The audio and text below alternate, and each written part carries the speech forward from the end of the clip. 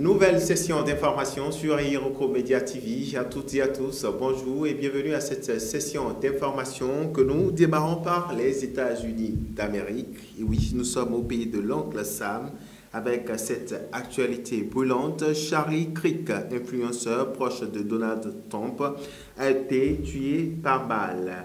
Charlie Kirk est un jeune militant d'extrême droite qui est influenceur et proche de Donald Trump.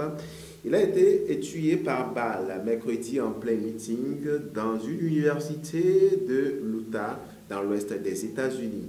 C'est lors d'un événement organisé donc à l'université de la vallée de l'Utah, touché au cou. Ce proche de Donald Trump est décédé lors de son transfert à l'hôpital. Âgé de 31 ans, ce militant très connu défendait des idées ultra-conservatrices de l'extrême droite américaine. Sa mort a été annoncée par Donald Trump lui-même, qui pour lui, Kirk était engagé avec un rôle déterminant qui a été joué dans le premier plan pour assurer le soutien des jeunes lors de l'élection présidentielle en novembre 2024. L'auteur de l'attaque est toujours activement recherché et un suspect aurait été arrêté. Dans le reste de l'actualité, cette fois-ci, on prend la direction du Ghana. Nous sommes au pays de feu Nana Akufo-Addo. Là-bas, le Ghana signe avec Washington un accord pour l'accueil des expulsés ouest-africains.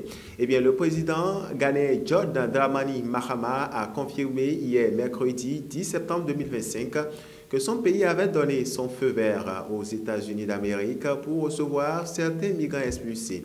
Il s'agit de ressortissants originaires de l'Afrique de l'Ouest. Migration, le couvre-feu avec les frontières aux ressortissants ouest-africains, c'est désormais une réalité. Je cite, « Nous avons été approchés par les États-Unis pour recevoir des ressortissants des pays du tiers-monde qui sont en voie d'expulsion aux États-Unis.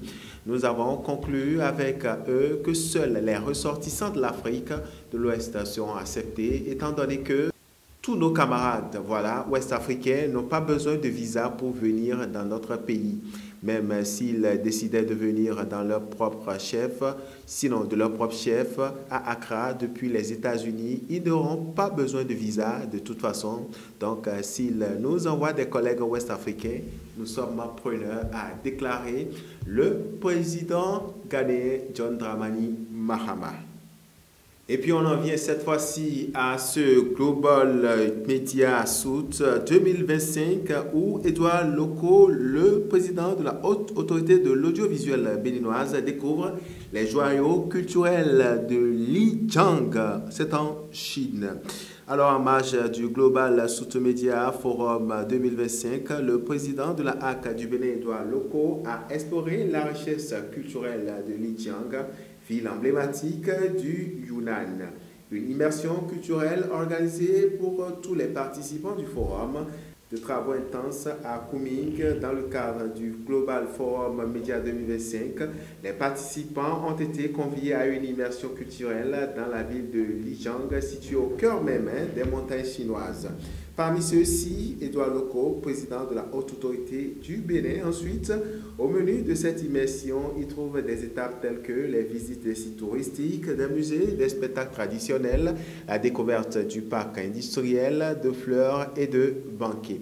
Une manière en tout cas pour les autorités chinoises de renforcer les liens de coopération entre les représentants des médias du Sud global. Par ailleurs, mesdames et messieurs, à l'issue de son séjour, un salon des médias a été organisé et présidé par Pu Hong, le secrétaire du comité municipal du Parti communiste chinois, PCB, sinon PCC, qui a d'ailleurs salué la contribution du Bénin et qui cite « Nous remercions le président Edouard Loko pour sa participation active à cette édition », a-t-elle déclaré.